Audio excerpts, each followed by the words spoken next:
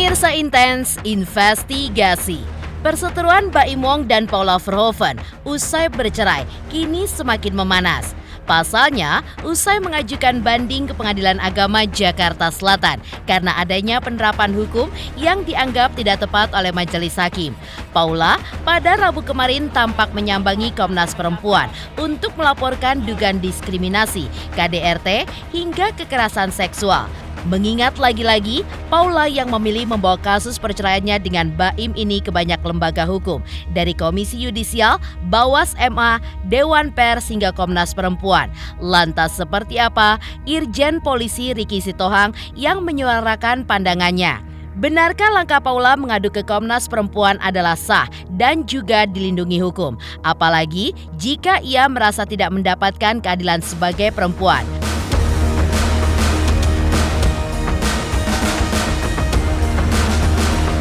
Lantas seperti apa pula Irjen Polisi Ricky Sitohang yang kembali menyentil Baim Wong yang mengajukan banding ke Pengadilan Jakarta Selatan setelah sehari sebelumnya Paula pun mengajukan banding. Di tengah Paula yang mengadukan dugaan tindakan diskriminasi atas pernyataan pejabat publik terkait putusan perceraian hingga melaporkan dugaan KDRT ke Komnas Perempuan. Lantas, seperti apa juga kuasa hukum Baim yang menyatakan bahwa dalam putusan sidang yang telah dibacakan tidak terbukti adanya unsur KDRT. Dan bagaimana pula? Di tengah perhatian publik yang kini tertuju pada satu pertanyaan krusial, apakah seharusnya salinan putusan pengadilan boleh tersebar luas ke publik? Seperti apa praktisi hukum James Tambunan yang akhirnya turut menanggapi hal ini? Pemirsa, bersama Intens Investigasi, kami hadirkan kabar terkini, terpercaya, dan teraktual. Tetapi sebelumnya, jangan lupa untuk like, subscribe, dan juga share channel YouTube ini.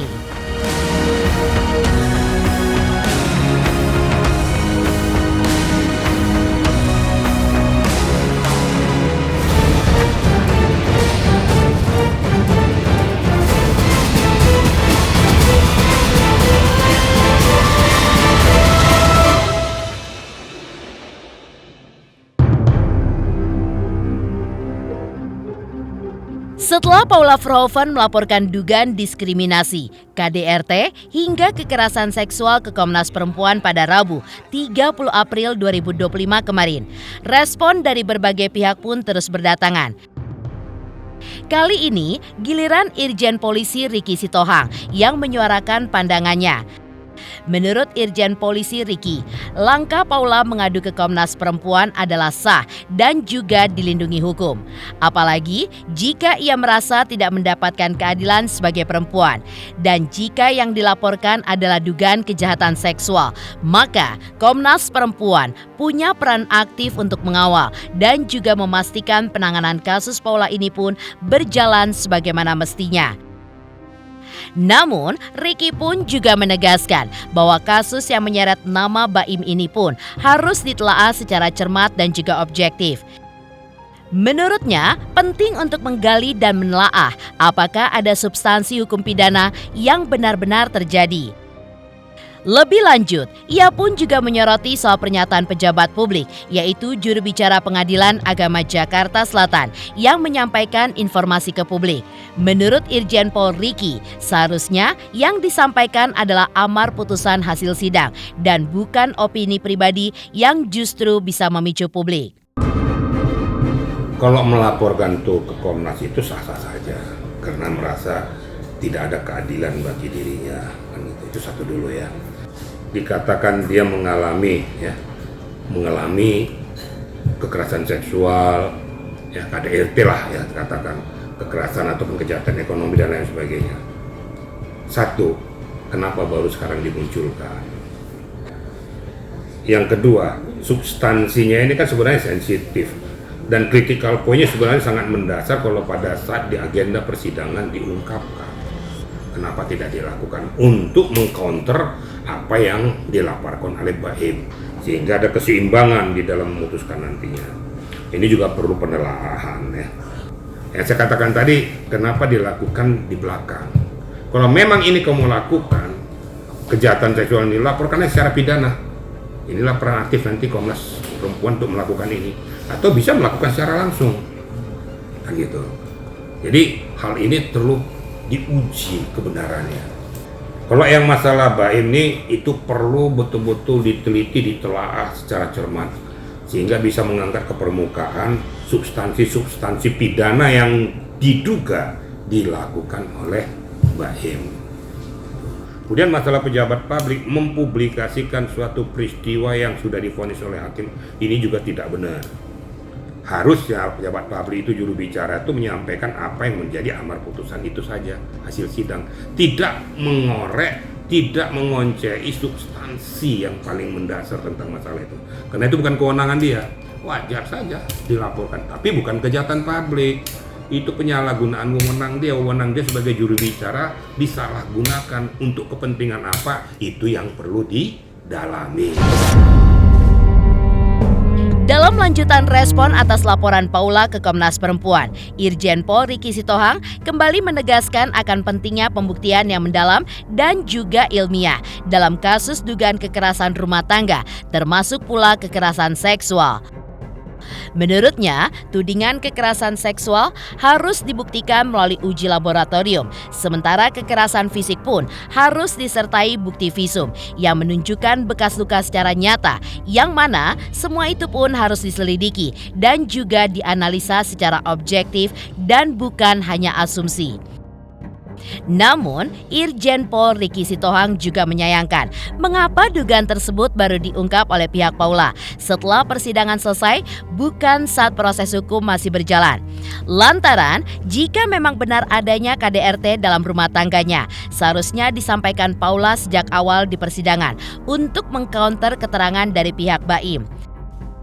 Tak hanya itu, Irjen Pol Ricky Sitohang juga menyoroti persoalan serius lainnya terkait isu yang menyebutkan jika Paula mengidap HIV, serta peredaran rekaman percakapan pribadi yang diduga melibatkan Baim dan Paula, di mana jika rekaman pribadi disebarkan ke publik secara sepihak dengan niat merugikan pihak lain, hal itu pun jelas melanggar Undang-Undang ITE karena ada batas-batas privasi yang dilanggar. Soal langkah banding yang diambil kedua belah pihak, Ricky pun menyebutkan bahwa itu adalah hak hukum masing-masing. Jika salah satu pihak merasa vonis itu pun tidak adil dan juga tidak sesuai harapan, maka banding adalah jalur sah di dalam sistem peradilan. Selanjutnya, biarlah fakta hukum yang diuji di tingkat banding dan menentukan arah akhir dari perkara ini. Meski begitu, Irjen Pol Ricky Sitohang mengaku bingung untuk substansi apa lagi Baim Wong mengajukan banding. Sekarang gini ya, kekerasan dalam rumah tangga dalam bentuk apa dulu? Apakah secara fisik atau secara seksual? Kan harus ada pembuktian yang mendasar. Ada uji lab kalau kecelakaan kalau kekerasan seksual tuh ada uji lab. Kalau sana kekerasan fisik ada bekas luka dan divisum. Nah, jangan sudah sekarang ini baru berjalan. Nah, walaupun demikian, itu bukan mengatakan bahwa itu absolut, tapi perlu diselidiki, dianalisis secara mendalam. Tapi cuma saya sayangkan, kenapa itu baru muncul sekarang? Seharusnya muncul sebelum agenda persidangan, masuk dalam agenda persidangan untuk mengcounter apa yang disampaikan oleh Baim. Yang saya sangat menyoroti tentang masalah hak tidak manusiawi tentang si Paula itu ya, masalah penyebutan HIV itu. Ini kan masalah periuk nasi daripada dua manusia yang memadu cinta dalam hidup rumah tangga. Dia tahu itu HIV, kalau dia tahu, kenapa lo lakukan? Ternyata mempunyai anak juga. Hemat saya mengatakan impossible ya HIV. Kalau itu kan menular tuh, pasti menular siapanya si Baim ya. Pasti anak-anaknya pasti kena nih HIV. Nyatanya enggak kok. Jadi jangan membuat alasan-alasan yang dibuat-buat, yang sialnya lagi kenapa dipublikasikan. Nah, tinggal yang mempublikasikan siapa, ini perlu diteliti juga. Nah, kemudian hal-hal yang saya katakan terdahulu, masalah voice, tentang masalah percakapan. Nah, itu juga kalau dipublikasikan ke umum secara pribadi, ya, secara sepihak untuk merugikan orang lain, itu kena undang-undang ITE dia. Kalau dia mau melakukan itu harusnya itu merupakan konsumsi hukum. Siapa yang kewenangan nanti dibuktikan melalui jalur hukum. Serahkan aja buktinya ke penyidik, memang dia melakukan selingkuh dan lain sebagainya, ini percakapannya. Nah, cuma dalam percakapan yang saya ikuti juga tuh, ya mohon maaf, itu saya rasa tidak mendasar gitu loh. Saya ketawa aja, memang ada hak ya. Umpamanya si pelapor banding, karena menganggap bahwa vonisnya itu tidak sesuai dengan apa yang diharapkannya, kan gitu. Yang biasanya melakukan banding itu memang yang dijatuhkan vonis itu gitu loh. Nah, kedua-duanya melakukan banding, saya rasa sah-sah saja ya, nggak ada hal-hal yang sangat mendasar. Ini merasa bahwa keputusan itu sangat ringan, ini merasa keputusan sangat berat, tidak manusiawi. Tinggal nanti uji di banding nanti. Cuma saya bingungnya nanti lah, yang pihak BAIM itu ngajukan banding untuk substansi yang mana lagi? Ini aja udah sangat berat dilakukan untuk dirasakan oleh Paula, sekarang minta lagi banding.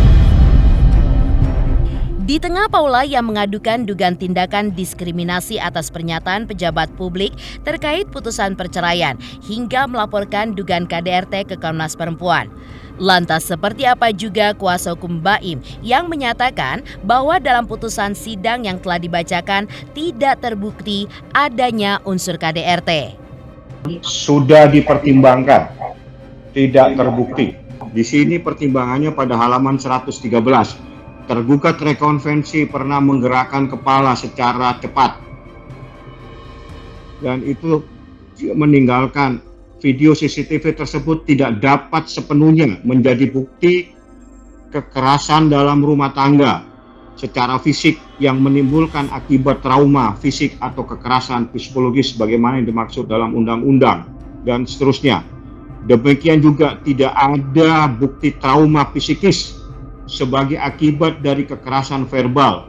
Adanya dampak traumatik akibat terjadinya kekerasan menjadi bagian tidak terpisahkan dalam undang-undang. Sudah dipertimbangkan ini, tidak ada masalah, tidak ada KDRT. Jadi tidak ada KDRT karena tidak ada bukti visum dan sudah dipertimbangkan.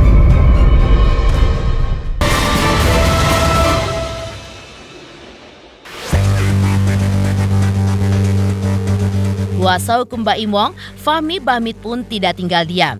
Ia pun langsung memberikan respon tegasnya. Menurut Fahmi, dalam putusan sidang yang telah dibacakan, tidak terbukti adanya unsur KDRT. Ia pun menyebutkan tidak ada visum yang menunjukkan adanya kekerasan fisik dan bukti rekaman CCTV yang diajukan pun tidak cukup kuat untuk membuktikan adanya trauma fisik maupun psikis yang dialami Paula. Tak berhenti di situ, Fahmi pun juga menanggapi langkah hukum yang diambil pihak Paula pada tanggal 28 April 2025 yang resmi mengajukan banding terhadap putusan Pengadilan Agama Jakarta Selatan. Karena Paula pun merasa tidak puas dengan kinerja hakim yang menangani kasus perceraiannya. Sehari berselang, pada 29 April 2025 kemarin, pihak BAIM Wong pun ikut mengajukan banding atas putusan yang sama. Menurut Fahmi, dalam banding tersebut ada 2 poin penting yang menjadi amanah langsung dari BAIM untuk disampaikan sebagai dasar permohonan banding. Namun, ia belum menjabarkan secara rinci apa isi dari 2 poin tersebut. Sementara itu, soal rekaman percakapan pribadi antara BAIM dan Paula yang kini viral di media sosial dan disebut-sebut berkaitan dengan isu perselingkuhan, Fahmi pun memberikan klarifikasinya.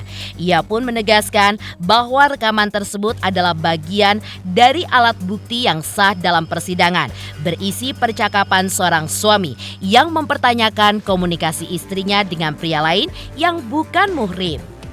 Kalau banding sudah diajukan tanggal 28. Ya, tanggal 28 itu sudah diajukan banding dan kami atas nama BAIM Wong tanggal 29 kemarin jam 10 pagi. Perintah kepada saya tidak boleh banding dengan catatan boleh banding kalau pihak termohon mengajukan banding terlebih dahulu. Jadi karena tanggal 28 pihak termohon mengajukan banding, kami mengajukan banding juga pada tanggal 29. Seperti itulah faktanya. Tidak ada sidang, itu hanya administrasi memori namanya. Seingat saya ada 2 poin yang terpenting, yang itu yang Baim amanatkan kepada saya. Jadi 2 poin itulah yang nanti akan saya jadikan alasan kami mengajukan upaya hukum banding. Tapi terkait dengan pertimbangan hakim yang lainnya, kami sependapat bahwa memang terbukti nusus atau nuyus ya, di mana nuyus itu mempunyai makna istri yang durhaka, istri yang membangkang, istri yang melawan, istri yang tidak menghormati suami. Nah, saya kan nggak tahu itu suara siapa. Yang tahu tanyakan sama yang bersangkutan saja. Bukan kan saya nggak paham, saya bukan ahli di bidang suara, itu suara siapa. Yang jelas itu ada percakapan seorang suami mempertanyakan istrinya yang berkomunikasi dengan laki-laki yang bukan muhrimnya. Itu seperti itu. Nah, dan seingat saya, itu adalah bukti yang kita sampaikan di persidangan. Ketegangan pun semakin memuncak.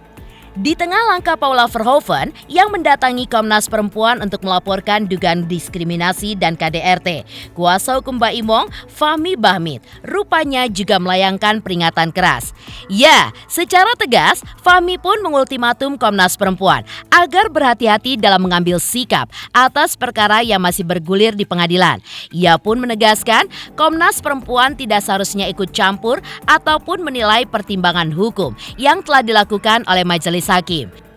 Fahmi pun kembali mengingatkan bahwa setiap pernyataan dan langkah Komnas Perempuan dalam perkara ini pun harus benar-benar dipertimbangkan secara matang agar tidak menimbulkan kesan adanya intervensi terhadap independensi peradilan. Ya, saya cuma ingatkan kepada Komisi Perempuan untuk hati-hati mengambil sikap, karena ini adalah perkara masih bergulir di pengadilan. Saya minta untuk tidak masuk di dalam persoalan terkait dengan pertimbangan-pertimbangan hakim. Ya, saya ingatkan untuk tidak masuk dan mengintervensi dan menilai pertimbangan-pertimbangan hakim. Kalau memang ada persoalan terkait dengan semua yang dilaporkan itu terkait dengan pertimbangan hakim, saya minta untuk hati-hati masuk dalam persoalan ini, karena Anda bisa mencampuri kewenangan yudefakti. Pertimbangan yudefakti Anda tidak bisa campuri. Jadi tolong Anda harus berhati-hati, saya ingatkan, karena ini semuanya itu adalah terkait dengan pertimbangan hakim.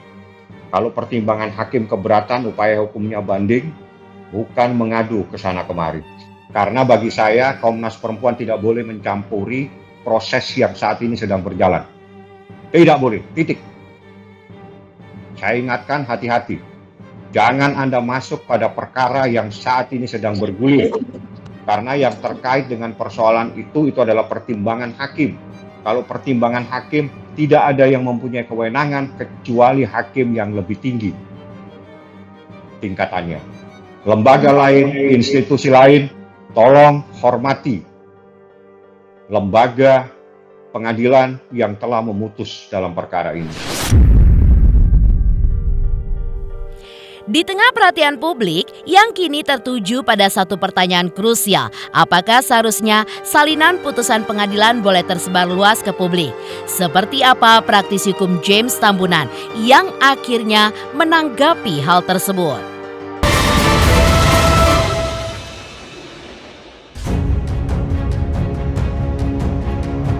Di tengah gemuruh pemberitaan yang semakin ramai soal perceraian Baim Wong dan Paula Verhoeven, perhatian publik pun kini tertuju pada satu pertanyaan krusial. Apakah seharusnya salinan putusan pengadilan boleh tersebar luas? Menanggapi hal ini, praktisi hukum James Tambunan akhirnya buka suara. Ia merasa perlu meluruskan pemahaman masyarakat soal hukum yang kerap disalahartikan. Menurut James, berdasarkan pasal 13 Undang-Undang Nomor 48 Tahun 2009 tentang kekuasaan kehakiman, setiap putusan yang telah dibacakan hakim wajib dicantumkan dalam sistem informasi pengadilan. Tujuannya pun jelas, demi transparansi dan untuk mencegah terjadinya praktik tercela di balik layar hukum. Namun, tak berhenti di sana. James juga menguatkan pernyataannya dengan menyebut beberapa landasan hukum lain, seperti putusan Mahkamah Agung Nomor 1 Tahun 2011 dan juga Peraturan Mahkamah Agung Perma Nomor 7 Tahun 2022, Pasal 26. Meski demikian, James pun mengingatkan satu hal penting, tidak semua informasi dalam putusan boleh disebarluaskan. Ada batas-batas hukum yang harus dijaga, terutama yang menyangkut data pribadi, informasi sensitif, ataupun dokumen yang berpotensi mempengaruhi proses hukum lanjutan. Pasalnya, jika suatu informasi dinilai belum final secara hukum atau berpotensi menimbulkan dampak buruk di kemudian hari, pengadilan pun memiliki wewenang untuk menutup sebagian isi putusan tersebut demi perlindungan semua pihak. Kalau kita bicara tentang putusan peradilan, pengadilan yang dibacakan oleh majelis hakim di ruang sidang, memang ada kewajiban itu sesuai dengan Pasal 13 Undang-Undang Nomor 48 Tahun 2009 tentang kekuasaan kehakiman. Jadi setelah dibacakan putusan itu, ada kewajiban hakim untuk memberitahukan informasi tersebut di sistem informasi pengadilan supaya menghindari perbuatan tercela. Ya, jadi tujuannya adalah untuk transparansi dan informasi yang memang yang sudah boleh diakses oleh semua publik termasuk para pihak itu. Kalau kita bicara tentang putusan peradilan, pengadilan yang dibacakan oleh majelis hakim di ruang sidang, memang ada kewajiban itu sesuai dengan Pasal 13 Undang-Undang Nomor 48 Tahun 2009 tentang kekuasaan kehakiman. Jadi setelah dibacakan putusan itu, ada kewajiban hakim untuk memberitahukan informasi tersebut di sistem informasi pengadilan supaya menghindari perbuatan tercela. Ya, jadi tujuannya adalah untuk transparansi dan informasi yang memang yang sudah boleh diakses oleh semua publik termasuk para pihak itu. Terus itu di pasal 52 Undang-Undang Kekuasaan Kehakiman juga diatur tentang itu. Hal-hal apa saja yang boleh dipublikasikan. Terus ada juga di sana keputusan Mahkamah Agung Nomor 1 tahun 2011 dan dikuatkan dengan Perma Nomor 7 Tahun 2022 Pasal 26. Jadi memang kewajiban pengadilan untuk memberitahukan itu. Tapi ada yang dikecualikan. Kenapa harus pengadilan memberitahukan itu tadi? Supaya apa yang disebut dengan ajas fair trial itu bisa terlaksana dengan baik. Ya, tapi ada yang dikecualikan sesuai dengan kebebasan informasi publik. Pasal 17 Undang-Undang KIP itu diatur juga hal-hal apa yang tidak pantas untuk dipublikasikan. Jadi memang kalau pertanyaan Anda apakah boleh beredar, boleh. Tetapi biasanya kalau hal-hal yang mempengaruhi persidangan, siapa tahu ada persidangan berikutnya, maka itu biasanya akan ditutup. Termasuk menyangkut data diri itu secara konkret dihindari, mencegah hal-hal yang tidak diinginkan. Demikian pemirsa, kabar terkini, terpercaya dan teraktual yang kami hadirkan hari ini. Saksikan terus Intens Investigasi setiap hari Senin sampai dengan Jumat, tayang 5 kali sehari dan Sabtu tayang 3 kali sehari, yaitu pada pukul 11 siang, 12 siang, 3 sore, 5 sore, dan 6 sore. Tentunya hanya di YouTube channel. Dan pastikan jangan lupa untuk like, subscribe, share, dan komen channel Intens Investigasi.